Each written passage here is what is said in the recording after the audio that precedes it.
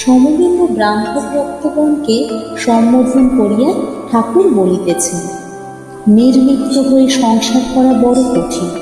প্রতাপ বলেছিলেন, মহাশয় আমাদের জনক রাজার মতো। জনক নির্লিপ্ত হয়ে সংসার করেছিলেন, আমরাও তাই করব। আমি বললুম, মনে করলেই কি জনক রাজা হওয়া যায়? জনক রাজা কত তপস্যা করে জ্ঞান লাভ করেছিলেন। হেট মুন্ড ঊর্ধ্বপদ হয়ে অনেক বৎসর ঘোরতর তপস্যা করে তবে সংসারে ফিরে গেছিলেন। তবে সংসারের কি কোনো উপায় নাই? হ্যাঁ, অবশ্য আছে। দিন কতক নির্জনে সাধনা করতে হয়। নির্জনে করলে ভক্তি লাভ হয়, জ্ঞান লাভ হয়। তারপর গিয়ে সংসার করো, দোষ নাই। যখন নির্জনে সাধনা করবে, সংসার থেকে একেবারে তফাতে যাবে, তখন যেন স্ত্রী, পুত্র, কন্যা, মাতা, পিতা, ভাই, ভগিনী, আত্মীয়, কুটুম্ব কেহই কাছে না থাকে। নির্জনে সাধনার সময় ভাববে, আমার কেউ নাই, ঈশ্বরেই আমার সর্বস্ব।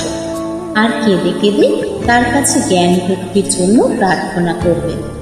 যদি বলো কতদিন সংসার ছেড়ে নির্জনে থাকবো, তা একদিন যদি ওই রকম করে থাকো সেও ভালো, 3 দিন থাকলে আরো ভালো, বা 12 দিন, 1 মাস, 3 মাস, 1 বছর, যে যেমন পারে। জ্ঞান ভক্তি লাভ করে সংসার করলে আর বেশি ভয় নাই।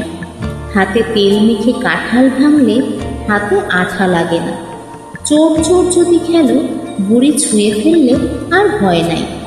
একবার পরশমণিকে ছুঁয়ে সোনা হয়, সোনা হবার পর 1000 বছর যদি মাটিতে পোতা থাকো, মাটি থেকে তোলবার সময় সোনাই থাকবে।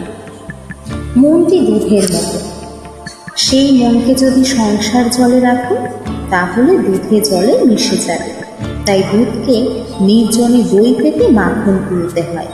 যখন নির্জনে সাধনা করে মনরূপ দুধ থেকে জ্ঞান ভক্তিরূপ মাখন তোলা হলো, তখন সেই মাখন অনায়াসে সংসারের জলে রাখা যায়।